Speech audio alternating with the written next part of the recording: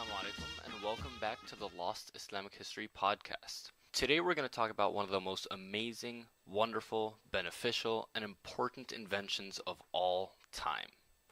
Coffee. Today over 1.5 billion cups of coffee are drunk every single day all around the world. It's become a cultural staple almost everywhere you can travel to and is part of billions of people's daily routines. So where did this tasty and addictive drink come from? And when did it become so popular? Now, believe it or not, it's a relatively new drink. It's only been around for a few hundred years, since the 1400s. Now, I know that sounds like a long time ago, but relative to the rest of human history, thousands and thousands of years, coffee is a pretty new invention. So where did it come from? Well, the legend goes that somewhere in Ethiopia, or maybe Yemen, there was a goat herder who realized that every time his goats ate beans from one particular tree, they had a lot of extra energy and were jumping around all over the place, and generally acting pretty crazy. I don't know about you, but if I saw my goats doing that, I would stay very, very far away from that tree. But apparently that goat herder was a pretty brave fellow and ended up chewing some of those beans, and realized that he had more energy because of it.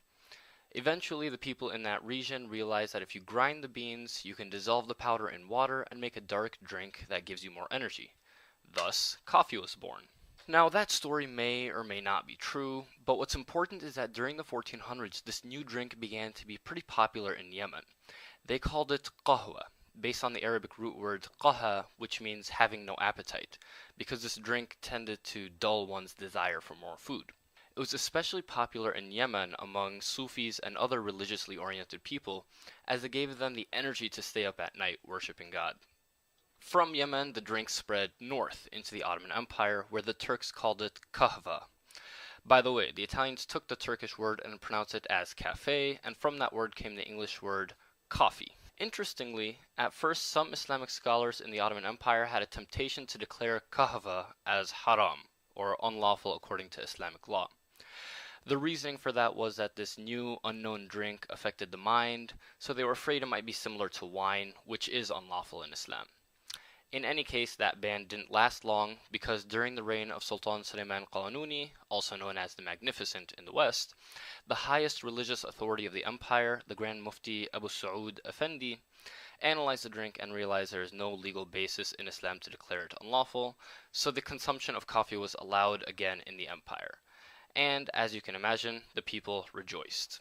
Throughout the empire, and especially in Istanbul now, coffee shops began to spring up all over the place, and European travelers took notice. Wealthy Venetian traders especially imported this new drink into Europe throughout the 1500s and 1600s. In fact, one of the main ports in Yemen where Europeans bought coffee beans was a city called Mocha, and from that, of course, we have the word mocha for a specific style of coffee.